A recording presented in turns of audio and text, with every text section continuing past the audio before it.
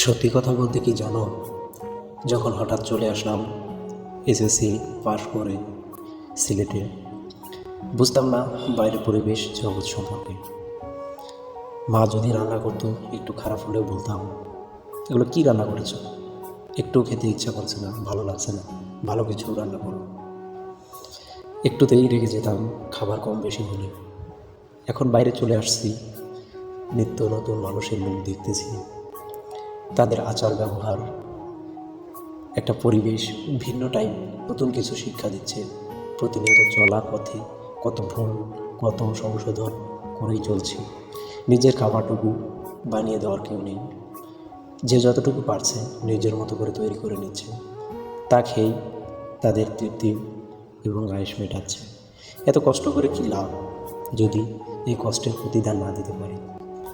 যারা এত কষ্ট করে আমাকে লেখাপড়া করায়,